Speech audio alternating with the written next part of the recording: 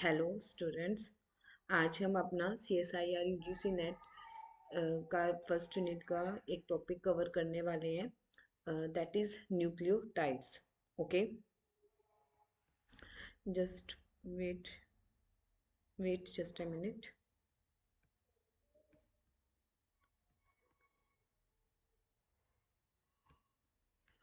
Yes,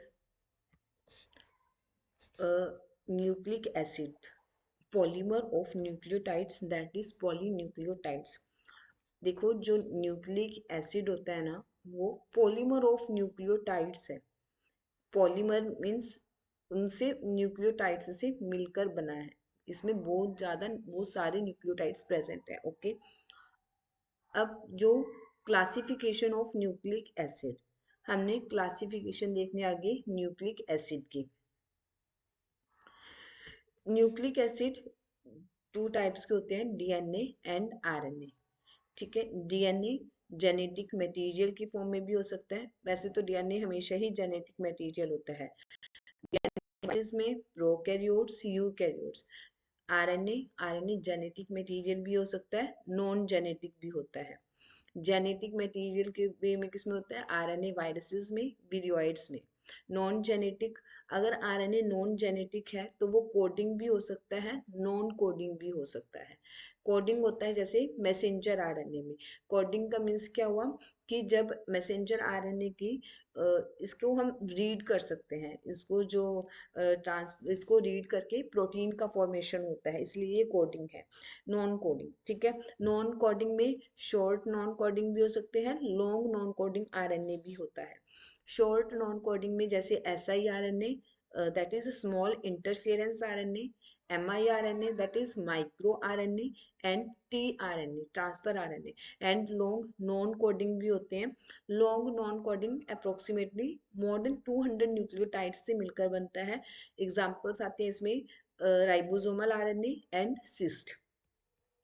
अब हम आगे पढ़ेंगे कि जो न्यूक्लियोटाइड है, समझ रहे हो ना कि न्यूक्लियोटाइड से बहुत सारे न्यूक्लियोटाइड्स से मिलकर बनते हैं न्यूक्लिक एसिड। न्यूक्लिक एसिड मैंने भी आपको बताया, DNA and RNA nucleic acids होते हैं। अब जिन न्यूक्लियोटाइड्स से मिलकर न्यूक्लिक एसिड बनता है, अब हम उस न्यूक्लियोटाइड की स्ट्रक्चर के बारे में पढ़ेंगे। ठीक है, न्यूक्लियोटाइड्स मेनली 3 कंपोनेंट्स से मिलकर बनता है: sugar, nitrogenous base, phosphoric acid that is H3PO4 negative. अब हम इन तीनों को, sugar, nitrogenous base, phosphoric acid, इनको हम one by one in detail इनकी कैरेक्टरिस्टिक्स और सब इनके बारे में स्टडी करेंगे। सबसे पहले हम शुगर के बारे में पढ़ते हैं। Characteristics of sugar.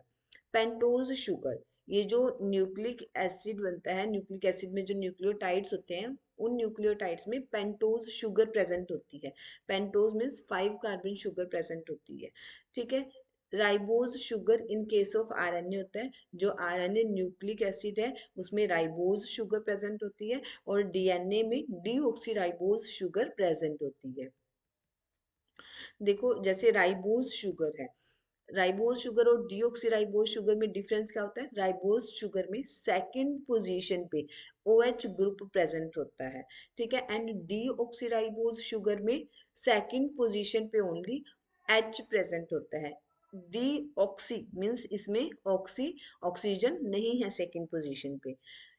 उसके बाद होता है एब्सोल्यूट कन्फिग्रेशन, मीन्स जो शुगर न्यूक्लिक एसिड्स में होती है वो डी फॉर्म में होती है, उनकी कॉन्फ़िगरेशन, उनकी एब्सोल्यूट कन्फिग्रेशन डी होती है। ये हम जैसे कन्फिग्रेशन, एब्सोल्यूट कन्फिग्रेशन है, उसको हम पता कैसे करते हैं कि कौन सी कन्फिग्रेशन है? एब्सोल्यूट कन्फिग्रेशन के लिए हम एक रेफरेंस मॉलिक्यूल को यूज करते हैं, दैट इज ग्लिसरल्डेहाइड। ठीक है, ग्लिसरल्डेहाइड में अगर ये OH ग्रुप लेफ्ट साइड है तो L ग्लिसरल्डेहाइड, और अगर यही OH ग्रुप राइट साइड में है तो D glyceraldehyde. Okay, L glyceraldehyde and D-glyceraldehyde are enantiomers because they are not superimposable images. जो L glyceraldehyde and D glyceraldehyde हैं, ये enantiomers होते हैं क्योंकि ये superimposable images नहीं है एक दूसरे की। अगर हम इनको, मतलब ये एक दूसरे की मिरर इमेज नहीं है, अगर हम इसको एक के ऊपर सेकंड रखते हैं तो ये मतलब सेम नहीं होएगी। इसलिए ठीक है, अब देखो इसमें एक थिंग और थी, कायरल सेंटर। कायरल मॉलिक्यूल कौन सा होता है, कायरल कार्बन कौन सा होता है जिसमें जो फोर इसमें ग्रुप्स अटैच हैं, जैसे ये CHO, हाइड्रोजन, CH2H, OH, ये सब फोर के फोर डिफरेंट होने चाहिए, ये सिमिलर नहीं होने चाहिए। कायरल मॉलिक्यूल असिमेट्रिकल मॉलिक्यूल होता है, क्योंकि इसमें जितने भी फोर कंपाउंड्स इससे अटैच हैं वो सब डिफरेंट होने चाहिए। ठीक है, जैसे अब इसमें OH लेफ्ट साइड है तो that's why it's L glyceraldehyde, और इसमें OH राइट साइड है तो डी ग्लिसरल्डिहाइड। ठीक है, एल ग्लिसरल्डिहाइड मैंने अभी आपको बताया, ये दोनों इनेंशियोमर्स होते हैं। अब देखो वहां पे तो ओनली वन कायरल कार्बन था, तो हमने बता दिया वन कायरल कार्बन के रिस्पेक्ट में कि इधर ये OH लेफ्ट साइड है तो एल ग्लिसरल्डिहाइड, इधर राइट साइड है तो डी ग्लिसरल्डिहाइड। अब यहाँ पे राइबोज शुगर है जैसे, अब राइबोज शुगर में तो कायरल सेंटर, 3 कायरल सेंटर होते हैं ना। देखो कायरल सेंटर हम कैसे पता करते हैं, जैसे ये वाला कार्बन है, इससे एक ग्रुप ये अटैच है CHO, ये अलग है, इधर ये OH अटैच है, ये भी अलग है, H है, ये भी अलग है, और ये नीचे हम यहाँ से यहाँ तक एक ग्रुप मानेंगे। ठीक है, जब हम सेकंड की बात करेंगे, इस वाले कार्बन की बात करेंगे, तो इससे ऊपर ये अटैच है, ये अलग हो गया, इधर ये अटैच अलग हो गया, इधर ये, और लास्ट में इधर ये। ठीक है, ये अलग हो गए, ये सेकंड कायरल सेंटर है। ऐसे ये थर्ड कायरल सेंटर है, यहाँ पे H है, एक ग्रुप ये अलग हो गया, एक इधर ये OH है, ये सेकंड ग्रुप, और ये ऊपर जितना भी रह गया ये सब एक ग्रुप है, और नीचे ये एक ग्रुप होगा। ठीक है ना, इससे जो फोर कार्बन अटैच है, जो फोर मॉलिक्यूल्स अटैच है, सब अलग अलग है, तो इसलिए ये कायरल सेंटर है। डी राइबोज में कितने कायरल सेंटर हो गए, 1 2 3, 3 कायरल सेंटर्स हो गए हैं। बट अब 3 कायरल सेंटर्स हैं, अब हमें ये भी देखना पड़ेगा कि कौन से कायरल सेंटर के रिस्पेक्ट में हमने देखना है कि ये एल फॉर्म है या फिर डी फॉर्म है। जो कायरल सेंटर, जो लास्ट कायरल कार्बन होगा उसके रिस्पेक्ट में देखना है। अब हमें लास्ट कैसे पता चलेगा कि ये फर्स्ट है ये लास्ट है, जो कार्बन, ठीक है, जो कार्बन, जो कार्बन फंक्शनल ग्रुप से अटैच होता है, जैसे ये CHO से अटैच है, जो कार्बन फंक्शनल ग्रुप से अटैच है वो फर्स्ट कार्बन होता है। ठीक है, ये जैसे ये फर्स्ट कायरल सेंटर, ये सेकंड, ये थर्ड, जिसको मैंने स्टार्ट किया हुआ है, ये कायरल सेंटर्स है। ओके, तो जो लास्ट कायरल सेंटर है उसके रिस्पेक्ट में हम देखते हैं, इसके रिस्पेक्ट में OH राइट साइड है तो इसलिए ये डी राइबोज है। Okay, next is cyclic furanose. ठीक है, मतलब जहाँ पे राइबोज शुगर प्रेजेंट होती है वो साइक्लिक होती है और फ्यूरेनोज फॉर्म होती है।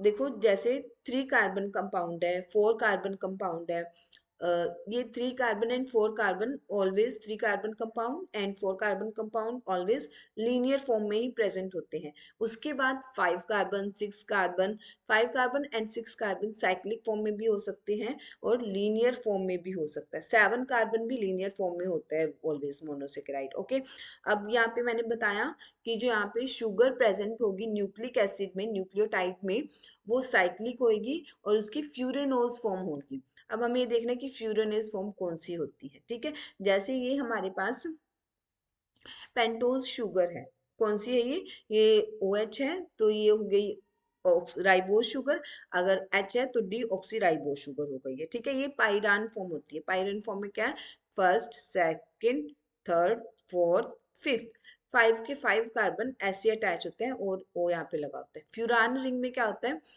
1 कार्बन यहाँ पे आएगा, एक 1 कार्बन ये हो गया, एक सेकंड कार्बन यहाँ पे हो गया, थर्ड कार्बन यहाँ पे हो गया, 4 कार्बन यहाँ पे हो गया, और 5 कार्बन यहाँ पे ऊपर होता है, यहाँ पे ये 5 कार्बन हो गया। ठीक है, ऐसे यहाँ पे फ्यूरान रिंग में ऐसे प्रेजेंट होता है।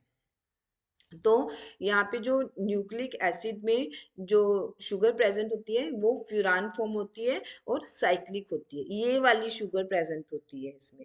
ठीक है, उसके बाद है शुगर की भी कौन सी फॉर्म प्रेजेंट होती है, बीटा एनोमेरिक फॉर्म प्रेजेंट होती है। कौन सी शुगर प्रेजेंट होती है न्यूक्लियोटाइड में, न्यूक्लिक एसिड्स में, बीटा एनोमेरिक फॉर्म। अब बीटा एनोमेरिक फॉर्म कैसे होती है, जैसे ये हमारे पास यहाँ पे पेंटोज शुगर है, ठीक है। तो यहाँ पे बीटा एनोमेरिक फॉर्म में क्या आएगा, ओ एच ऊपर की साइड होएगा और एच नीचे की साइड होएगा, तो ये बीटा एनोमेरिक फॉर्म है। अगर इसी से अपोजिट हो, जैसे एच ऊपर हो ओ एच नीचे हो, तो ये अल्फा एनोमेरिक फॉर्म होगी। ठीक है। उसके बाद क्या होता है कि जो शुगर प्रेजेंट होते हैं, शुगर तो ऑप्टिकली एक्टिव होती है। ऑप्टिकली एक्टिव का मीन्स क्या हुआ, जैसे अगर कोई नॉर्मल लाइट है, जब हम उसे पोलराइजर से पास कराते हैं, तो वो प्लेन पोलराइज्ड लाइट में कन्वर्ट हो जाती है। अब जब ये plane polarised light sample tube में जिसमें कायरल कंपाउंड प्रेजेंट है, उससे जब पास ऑन कराते हैं, तो यहाँ पे रोटेशन होता है इस प्लेन पोलराइज्ड लाइट का। वो रोटेशन क्लॉकवाइज भी हो सकता है और एंटी क्लॉकवाइज भी हो सकता है। अगर रोटेशन क्लॉकवाइज हुआ है तो डेक्स्ट्रो रोटेटरी को हम स्मॉल डी से एन प्लस के साइन से डिनोट करते हैं। एंटी क्लॉकवाइज रोटेशन है तो लीवो रोटेटरी स्मॉल एल से एंड नेगेटिव फॉर्म से। और D ribo sugar and dextrorotatory में, इनमें कंफ्यूज नहीं होना। एब्सोल्यूट कन्फिग्रेशन में एंड ऑप्टिकली एक्टिव जैसे डी प्लस है और एल माइनस है, इसमें कंफ्यूज नहीं होना। ठीक है, क्योंकि वो है एब्सोल्यूट कन्फिग्रेशन, उसको हम डिनोट करते हैं कैपिटल डी लेटर से। और ये है कि ऑप्टिकली एक्टिव के बारे में, ठीक है ना। तो यहाँ पे अगर डेक्स्ट्रो रोटेटरी है तो डी प्लस, अगर लेवो रोटेटरी है तो एल माइनस से। उसके बाद क्या होता है, जो शुगर होती है अनचार्ज एट pH 7, चाहे राइबोज शुगर है चाहे डिऑक्सीराइबोज शुगर है, ये अनचार्ज होती है, uncharged at pH 7। Next is polar molecule. Of course sugar जो होता है वो पोलर मॉलिक्यूल होता है। ठीक है, पोलर मॉलिक्यूल क्यों है, क्योंकि यहाँ पे कुछ ना कुछ डाइपोल मोमेंट जरूर होगी। यहाँ पे जो डाइपोल मोमेंट है वो नॉट इक्वल टू जीरो होती है। ठीक है, जब dipole moment not equal to zero हो तो उस मॉलिक्यूल को हम पोलर मॉलिक्यूल बोलते हैं। उसके बाद आ जाओ hydrophilic. Because molecule is polar, molecule polar है इसीलिए हाइड्रोफिलिक है। हाइड्रोफिलिक मीन्स वाटर लविंग है, हाइड्रोफिलिक होता है। इन शॉर्ट अगर मैं शुगर की करेक्टरिस्टिक्स बताऊं, तो मैंने आपको बताया जो न्यूक्लिक एसिड्स में जो शुगर प्रेजेंट होती है वो पेंटोज शुगर प्रेजेंट होती है। पेंटोज शुगर प्रेजेंट होती है। शुगर की भी कौन सी एब्सोल्यूट कन्फिग्रेशन यहाँ पे डी होती है। साइक्लिक स्ट्रक्चर होते हैं, साइक्लिक में भी फ्यूरेनोज फॉर्म प्रेजेंट होती है शुगर की। एनोमेरिक फॉर्म यहाँ पे जो प्रेजेंट होती है वो बीटा फॉर्म प्रेजेंट होती है। ऑप्टिकली एक्टिव कंपाउंड है, अनचार्ज होती है राइबो शुगर pH 7 पे, पोलर मॉलिक्यूल है, हाइड्रोफिलिक इन नेचर होता है। शुगर नॉन प्लेनर होती है। नॉन प्लेनर मीन्स कि जितने भी इसमें कंपाउंड्स, जितने इसमें कार्बन प्रेजेंट है, सब एक प्लेन में नहीं प्रेजेंट होते, नॉन प्लेनर होती है। जब शुगर नॉन प्लेनर है तो इट मीन्स ये पकरिंग शो करती है। ठीक है, अब हम पकरिंग के बारे में बात करेंगे। शुगर पकरिंग, शुगर नॉन प्लेनर है, इसके जितने भी कार्बन है वो सब एक प्लेन में नहीं होते। ठीक है ना। पकरिंग में, शुगर की पकरिंग में टू बेसिक कन्फर्मेशन होती हैं, envelope form and twisted form. Envelope form में क्या होता है, one member of the ring is away from the plane. And twisted form में क्या होता है, two members are away from the plane. Sugar puckering आगे फिर एनवेलप फॉर्म होती है, इसमें जो शुगर पकरिंग होती है वो एनवेलप फॉर्म होती है। एनवेलप फॉर्म में भी एंडो और एक्सो दो हो सकती है। ठीक है, एंडो में क्या होता है, C2 डैश और C3 dash carbon atoms on the same side as the base. Endo कब बोलेंगे हम, जब C2 डैश कार्बन और C3 डैश कार्बन मतलब कि सेम साइड होएगी C5 कार्बन के। अभी मैं आपको अच्छे से बताती हूँ यहाँ पे। एक्सो का मतलब क्या हुआ, जब C2 डैश और C3 dash carbon atoms on the opposite side as the base और कार्बन 5। देखो जैसे यहाँ पे ये पेंटोज शुगर है, यहाँ पे देखो ये कार्बन 5 बेस है हमारे पास, ये कार्बन 5 है ना, इसके रिस्पेक्ट में हम बताते हैं कि एंडो है या फिर एक्सो है। कार्बन 5 में अब ये देखो C3 है, C3 के रिस्पेक्ट में। अब जो C3 है कार्बन 3 है, ये C5 के रिस्पेक्ट में बाहर की साइड है ना, तो ये एक्सो है। और C2 C5 के रिस्पेक्ट में एंडो की साइड है, C2 C5 की साइड है, तो ये एंडो हो गया। ठीक है, और यहाँ पे देखो ये C3 यहाँ पे अंदर की साइड है, C5 के रिस्पेक्ट में देखो तो ये एंडो है, C3 एंडो हो गई। यहाँ पे ये C2 एक्सो हो गई। ठीक है ना, C2 बाहर की साइड में है 5 के रिस्पेक्ट में, तो ये C2 एक्सो हो गई। उसके बाद ऐसे ही अब हमारे पास ये डिफरेंट टाइप्स के डीएनए होते हैं। उन डीएनए में हमें बताया हुआ है कि कौन कौन सी पकड़िंग होती है। ठीक है ना, ए डीएनए में C3 डैश एंडो होगा। बी ए डीएनए में C3 डैश एंडो मीन्स क्या हुआ कि ऐसे C3 डैश एंडो ये वाली कंडीशन होगी, यहाँ पे C3 एंडो है ना, तो ये वाली कंडीशन होती है इसमें। बी डीएनए में C2 डैश एंडो होगा, जैसे ये C2 एंडो हो गया इस वाली कंडीशन में। जेड डीएनए में C3 dash endo and C2 dash endo both होती हैं। जेड में ये C3 endo and C2 endo दोनों होती है। आरएनए में C3 डैश एंडो कंडीशन होती है। डीएनए आरएनए हाइब्रिड में C3 डैश एंडो होती है। अब हम बात करेंगे नाइट्रोजनस बेसिस के बारे में। मैंने भी आपको बताया था ना कि जो न्यूक्लियोटाइड्स होते हैं, न्यूक्लियोटाइड्स में 3 कंपोनेंट्स होते हैं। ओके, 3 कंपोनेंट्स होते हैं। पहले हमने शुगर की बात की है, शुगर की कैरेक्टरिस्टिक्स देखे हैं। अब हम नाइट्रोजनस बेस के बारे में पढ़ेंगे। अब हम नाइट्रोजनस बेस के रिगार्डिंग कवर करेंगे। Where is its here nitrogenous bases. Nitrogenous bases भी आगे 2 टाइप्स के होते हैं, प्यूरिन्स एंड पायरिमिडिन्स। प्यूरिन्स में भी एडेनिन एंड ग्वानिन होते हैं। पायरिमिडिन्स में साइटोसिन, यूरेसिल एंड थायमिन होता है, ठीक है। अब मैं आपको बताती हूँ, देखो आपने कैसे लर्न करना है नाइट्रोजनस बेसिस में प्यूरिन्स।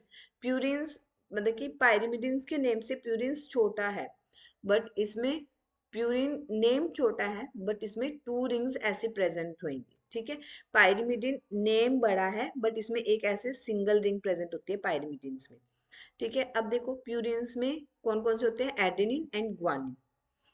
अब 9 मेंबर्ड रिंग होगी प्यूरिन्स में, यहाँ पे दिखाई है, ये आपको याद करना पड़ेगा। यहाँ पे बस ये देख लेना, first, third, seventh and ninth position पे नाइट्रोजन प्रेजेंट होता है।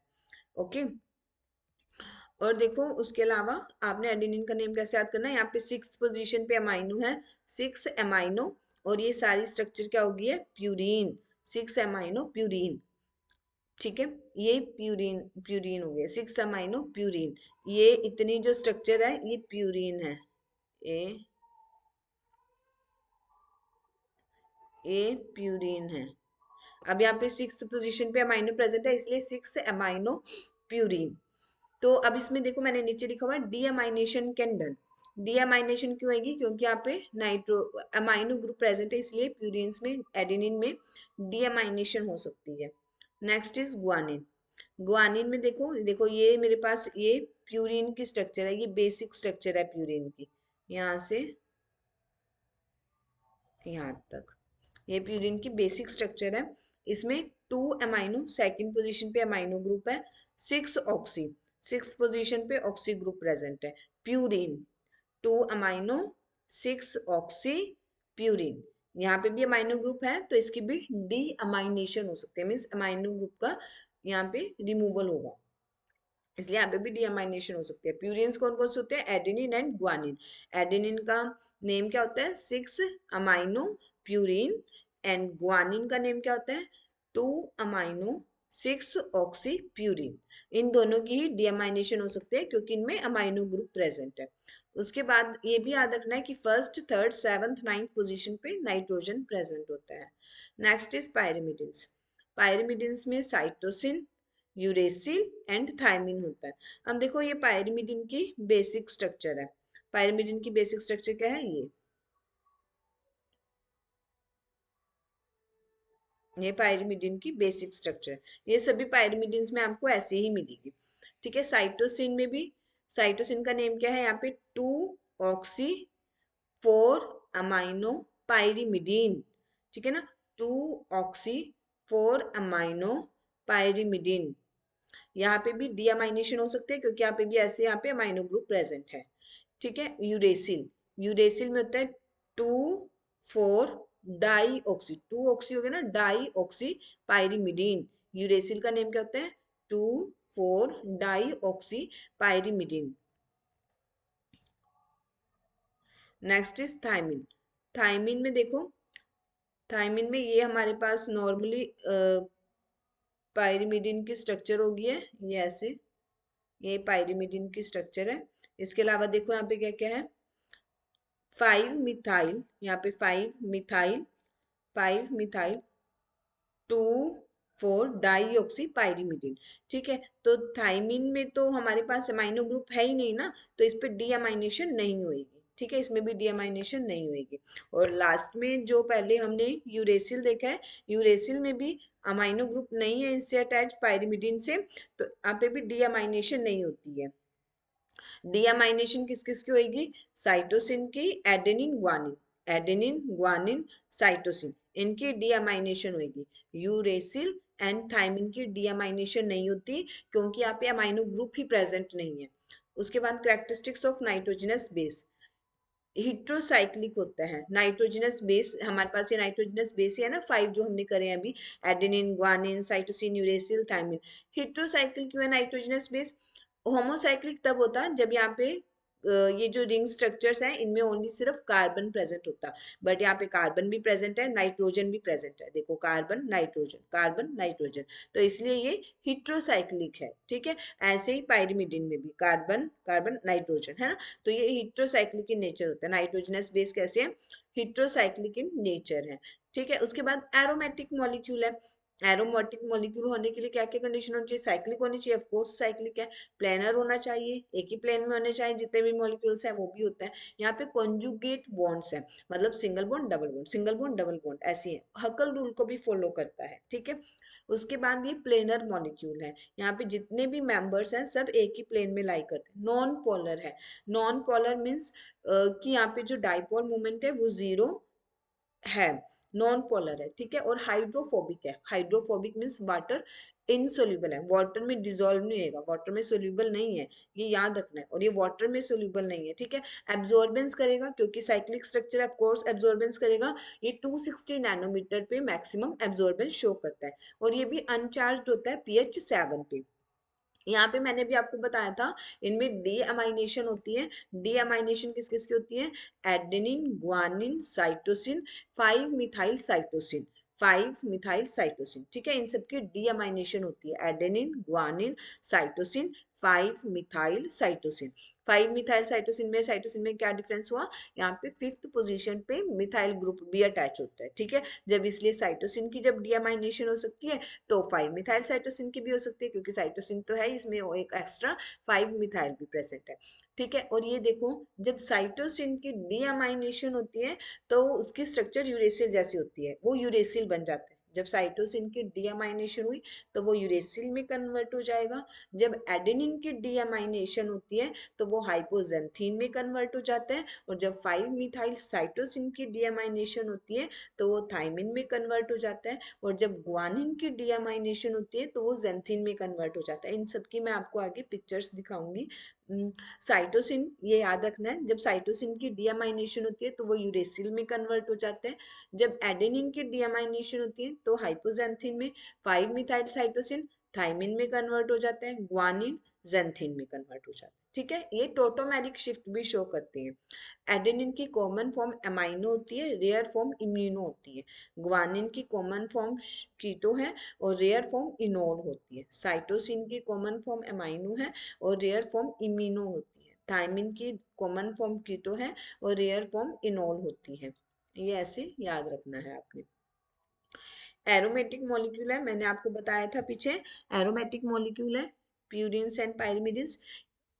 यहाँ पे क्रिटेरिया लिखा हुआ है एरोमेटिक होने के लिए। साइक्लिक होना चाहिए, देखो साइक्लिक है, प्लेनर होना चाहिए, एक ही प्लेन में सभी मेंबर्स लाई करने चाहिए। Conjugate single and double bond होना चाहिए, देखो single bond double bond, single bond double bond, single bond double bond. ठीक है, फॉलो हकल रूल, हकल रूल को भी फॉलो करना चाहिए। मीन्स जो यहाँ पे मॉलिक्यूल है उसमें 4n+2 पाई इलेक्ट्रॉन्स प्रेजेंट होने चाहिए। ठीक है, प्लेनर मैं आपको बता चुकी हूँ, नॉन पोलर है, हाइड्रोफोबिक है, वाटर इनसोल्यूबल है, ये सब मैं आपको ऑलरेडी बता चुकी हूँ एक बार। उसके बाद डी अमाइनेशन मैंने बताया था कि डी अमाइनेशन होती है। आपने याद रखना है थायमिन एंड यूरेसिल में डी अमाइनेशन नहीं होती, क्योंकि वहां पे अमाइनो ग्रुप ही प्रेजेंट नहीं होता। किस किस में डी अमाइनेशन नहीं होती है? थायमिन एंड यूरेसिल में डी अमाइनेशन नहीं होती है। ठीक है, देखो साइटोसिन, साइटोसिन में जब डी अमाइनेशन होती है तो वो यूरेसिल में कन्वर्ट हो जाता है। यहाँ पे डी अमाइनेशन हुई ना, यहाँ से अमाइनो ग्रुप का रिलीज हुआ, देखो यहाँ पे ये अमाइनो ग्रुप यहाँ पे रिलीज हो गया। तो जब यहाँ पे डी अमाइनेशन हुई तो साइटोसिन यूरेसिल में कन्वर्ट हो गया है। ऐसे ही जब 5 methyl cytosine, 5 methyl 5 methyl cytosine की डीअमाइनेशन होती है तो वो थायमिन में कन्वर्ट हो जाता है। ठीक है, ऐसे ही जब एडेनिन की 6 अमाइनो पायरिमिडीन होता है ना एडेनिन, जब एडेनिन की डीअमाइनेशन होती है तो वो हाइपोजेंथीन में कन्वर्ट हो जाता है, हाइपोजेंथीन में। ओके, उसके बाद जब ग्वानिन की डीएमाइनेशन होती है, जब ग्वानिन की डीएमाइनेशन होती है तो वो जेंथीन में कन्वर्ट होता है। ये आप एक बार स्ट्रक्चर्स अच्छे से देख लेना, ये आप जितना इनको ड्रॉ करके देखोगे उतना आपको क्लियर हो जाएगा। ये यहाँ पे टोटोमेरिक शिफ्ट बताया हुआ है। थायमिन के कीटो फॉर्म कॉमन स्टेबल है, कॉमन है और स्टेबल होती है थायमिन की कीटो फॉर्म। ये कीटो फॉर्म है ना यहाँ पे, थायमिन की कीटो फॉर्म, ये कीटो फॉर्म है, इस फॉर्म में मिलता है ना, तो कीटो फॉर्म है, स्टेबल फॉर्म होती है। और इनऑल फॉर्म इसकी रेयर फॉर्म होती है। ये इतना ज़्यादा इंपॉर्टेंट नहीं है बट स्टिल। ऐसे ही साइटोसिन की स्टेबल फॉर्म कौन सी है, कीटो फॉर्म, और ये इम्यूनो फॉर्म रेयर फॉर्म होती है। ठीक है, ये स्टेबल एंड रेयर फॉर्म बताई हुई है। एडेनिन की स्टेबल फॉर्म है अमाइनो, रेयर फॉर्म है इम्यूनो। ग्वानिन की स्टेबल कीटो होती है, रेयर इनॉल फॉर्म होती है। साइटोसिन की स्टेबल अमाइनो फॉर्म है और रेयर इम्यूनो फॉर्म है। थायमिन की स्टेबल कीटो फॉर्म होती है, रेयर इनॉल फॉर्म होती है। ये थोड़ा बस ऐसे ही आप लर्न रखना। उसके बाद अब क्या होता है, मैंने आपको भी दो कंपाउंड्स बताए हैं न्यूक्लियोटाइड्स के, sugar and nitrogenous base. But जब शुगर एंड नाइट्रोजनस बेस दो थिंग्स होती है ना, तो ये न्यूक्लियोसाइड का फॉर्मेशन करती है। न्यूक्लियोसाइड में क्या क्या प्रेजेंट होता है, sugar plus nitrogenous base. Nucleoside के स्ट्रक्चर क्या होता है, शुगर प्लस नाइट्रोजनस बेस। और न्यूक्लियोसाइड से न्यूक्लियोटाइड बनने के लिए जब इसमें फॉस्फेट ग्रुप ऐड हो जाता है तो ये न्यूक्लियोटाइड बन जाता है। ठीक है, इसलिए हम पहले न्यूक्लियोसाइड की बात करेंगे। न्यूक्लियोसाइड में हमारे पास क्या है, शुगर है और नाइट्रोजनस बेस है। नाइट्रोजनस बेसिस मैंने अभी बताया ना आपको, adenine, guanine, cytosine, thymine, uracil. ठीक है, शुगर अभी इसमें मैंने बताया था पेंटोज शुगर प्रेजेंट होती है। तो यहाँ पे बॉन्ड कौन सा इन्वॉल्व होता है इन दोनों को आपस में कंबाइन करने के लिए, beta 1 N, beta N glycosidic bond, beta N glycosidic bond. देखो यहाँ पे जो पायरिमिडीन होती है, पायरिमिडीन, पायरिमिडीन में बीटा 1 N1 ग्लाइकोसिडिक बॉन्ड से यहाँ पे ज्वाइंट होता है। जैसे ये हमारे पास ये पेंटोज शुगर है और ये हमारे पास ये नाइट्रोजनस बॉन्ड, नाइट्रोजनस बेस है। तो ये एक दूसरे से यहाँ पे इसका OH ग्रुप होता है ना, यहाँ पे HOH, यहाँ पे OH है, ये बीटा एनोमेरिक फॉर्म है ना, तो इसलिए बीटा 1 और यहाँ पे N1 क्योंकि यहाँ पे फर्स्ट कार्बन से ज्वाइंट होता है, फर्स्ट नाइट्रोजन से ज्वाइंट होता है ये। ठीक है, और यहाँ पे जब ज्वाइंट होता है तो H2O का रिलीज होता है और ये बीटा 1, बीटा एनोमेरिक फॉर्म है। बीटा एनोमेरिक फॉर्म क्यों है, क्योंकि यहाँ पे OH ग्रुप प्रेजेंट था। ठीक है, बीटा 1 N1, यहाँ पे नाइट्रोजन प्रेजेंट होता है इसलिए N1 ग्लाइकोसिडिक बॉन्ड है ये। उसके बाद यहाँ पे देखो पायरिमिडीन्स में तो होता है बीटा 1 N1 ग्लाइकोसिडिक बॉन्ड, और प्यूरिन्स में क्या होता है, बीटा 1, ये तो बीटा 1 ही हुआ ना, बीटा एनोमेरिक फॉर्म है, बीटा 1 N9, नाइन्थ पोजीशन पे भी नाइट्रोजनस ग्रुप प्रेजेंट होता है ना, नाइट्रोजन प्रेजेंट होता है, तो N9 ग्लाइकोसिडिक बॉन्ड। ठीक है, ये बॉन्ड याद रखना है, शुगर और नाइट्रोजनस बेस के बीच में। पायरिमिडीन्स में होता है बीटा 1 N1 ग्लाइकोसिडिक बॉन्ड, और प्यूरिन्स में होता है beta 1 N9 glycosidic bond. N9 क्यों, क्योंकि यहाँ पे नाइन्थ पोजीशन पे नाइट्रोजन है, यहाँ पे बीटा 1, यहाँ पे N1, यहाँ पे फर्स्ट पोजीशन पे नाइट्रोजन ग्रुप प्रेजेंट है।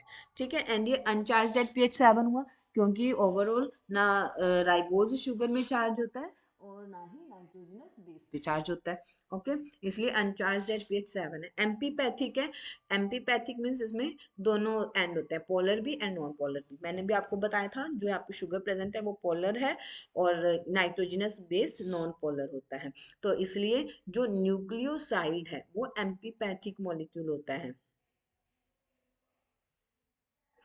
उसके बाद हाइपोजेंथीन वर्सेस आयनोसिन। एडेनिन जो नाइट्रोजनस बेस है, जब इसकी डीएमाइनेशन होती है तो ये हाइपोजेंथीन में कन्वर्ट होता है।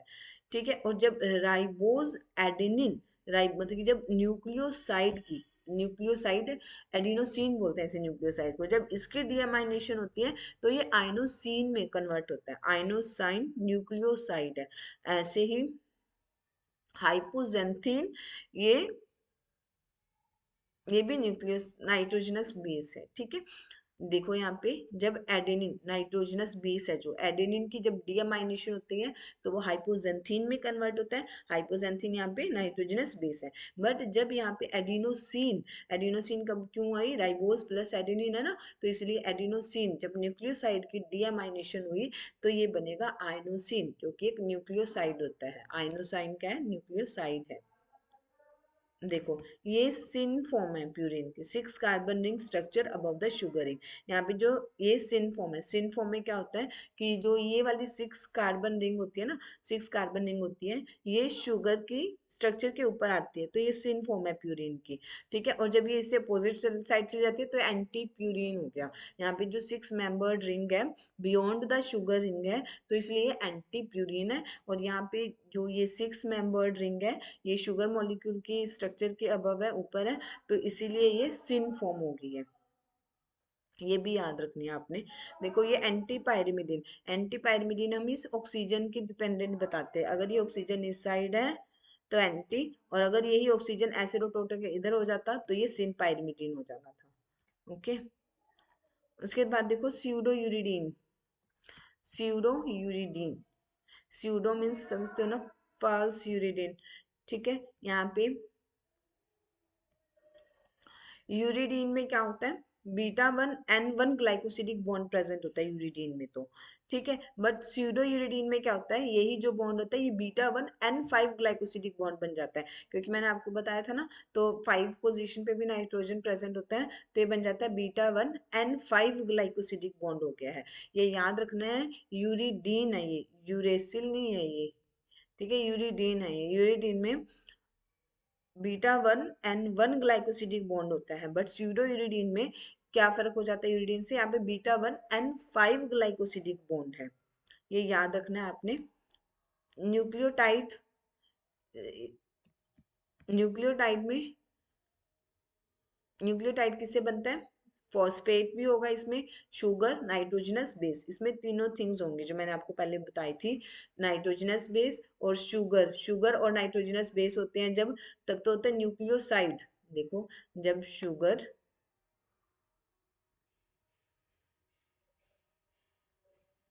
जब शुगर एंड नाइट्रोजनस बेस होगा, ठीक है, तब तो होगा न्यूक्लियोसाइड। बट जब शुगर नाइट्रोजनस बेस के साथ फॉस्फेट ग्रुप भी अटैच हो जाएगा, तब ये बन जाएगा न्यूक्लियोटाइड। अब हमने याद रखना है कि कहाँ पे कौन सा बॉन्ड आता है। देखो यहाँ पे शुगर एंड नाइट्रोजनस बेस के बीच में मैंने आपको बताया था ना अभी, तो यहाँ पे तो बीटा 1 N1 या फिर beta 1 N9 glycosidic bond present होता है, बीटा 1 ग्लाइकोसिडिक बॉन्ड प्रेजेंट होता है। शुगर एंड फॉस्फेट के बीच में कौन सा ग्रुप प्रेजेंट होता है, phosphoester bond, phosphoester bond, ये याद रखना है। शुगर एंड नाइट्रोजनस बेस के बीच में प्रेजेंट है beta 1 glycosidic bond, but sugar and phosphate के बीच में प्रेजेंट कौन सा बॉन्ड प्रेजेंट होता है, फॉस्फो एस्टर बॉन्ड। ओके, यहाँ पे देखो अब, ये जैसे शुगर है हमारे पास, यहाँ पे ये पायरिमिडीन है इसके साथ अटैच, तो यहाँ पे बॉन्ड कौन सा हुआ है, बीटा 1 N9 ग्लाइकोसिडिक बॉन्ड है ना, पायरिमिडीन के केस में यहाँ पे बीटा 1 N1 ग्लाइकोसिडिक बॉन्ड होगा। ठीक है, यहाँ पे उसके बाद शुगर में, यहाँ पे beta 1 N1 glycosidic bond, beta 1 N1 glycosidic bond है। उसके बाद यहाँ पे जब ये शुगर के बाद यहाँ से फॉस्फेट से अटैच हुआ, जब यहाँ पे ये अटैचमेंट हो रही है, यहाँ पे एक मिनट, जब यहाँ पे ये वाली अटैचमेंट हो रही है, यहाँ पे फॉस्फेट के साथ अटैचमेंट हो रही है यहाँ पे, तो यहाँ पे फॉस्फो एस्टर बॉन्ड है, यहाँ पे फॉस्फो एस्टर बॉन्ड है। ओके, यहाँ पे बीटा 1 N1 ग्लाइकोसिडिक बॉन्ड है, यहाँ पे ये फॉस्फो एस्टर बॉन्ड है, जो शुगर और फॉस्फेट ग्रुप के बीच में है वो कौन सा बॉन्ड है, फॉस्फो एस्टर बॉन्ड। ये ग्लाइकोसिडिक बॉन्ड हो गया, यहाँ पे ये फॉस्फो एस्टर बॉन्ड का फॉर्मेशन हो गया, और जब फॉस्फो एस्टर बॉन्ड का फॉर्मेशन होता है तो यहाँ से 1 वाटर मॉलिक्यूल का रिलीज होता है। ठीक है, और ये हम इसको स्ट्रक्चर को बोलेंगे क्या अब, एडेनिन, एडिनोसिन मोनोफॉस्फेट। देखो ये स्ट्रक्चर यहाँ तक एडिनोसिन हो गई ना, अभी मैंने आपको पीछे भी बताया था, ये इतनी जो स्ट्रक्चर है ये एडिनोसिन हो गई है, एडिनोसिन मोनोफॉस्फेट, अभी 1 ही फॉस्फेट ऐड है ना इसके साथ, मोनोफॉस्फेट, एडिनोसिन मोनोफॉस्फेट है ये। At physiological pH 7 physiological page 7 पे क्या आएगा, जो यहाँ पे एच ग्रुप है ये रिमूव हो जाते हैं ना, फिजियोलॉजिकल पेज 7 पे यहाँ पे एच ग्रुप रिमूव हो जाता है, तो यहाँ पे 2 नेगेटिव चार्ज आ जाते हैं। तो एट फिजियोलॉजिकल पेज 7 पे यहाँ पे क्या बन जाएगा, ये AMP 2 नेगेटिव, 2 नेगेटिव चार्ज हो गए यहाँ पे इसलिए। Next is function of nucleotides. Function of nucleotides क्या होते हैं, एनर्जी करेंसी की तरह वर्क करता है, जैसे लाइक ATP GTP, ये होते ही एडिनोसिन ट्राइफॉस्फेट गुआनोसिन ट्राइफॉस्फेट, है ना। ये एज अ कोएंजाइम भी वर्क करते हैं, जैसे NAD+, NADP+, FAD and coenzymes. Secondary messengers भी होते हैं, जैसे like cyclic AMP, alarmones like PP GPP, monomers for polynucleotides भी होते हैं, ठीक है। इसे नेक्स्ट हम नेक्स्ट वीडियो में कवर करेंगे, अभी इससे और भी बहुत कुछ पेंडिंग है टॉपिक में, ये अब जो रह गया ये हम नेक्स्ट वीडियो में कवर करेंगे। Okay, we will cover it soon. Okay, thanks for hearing me.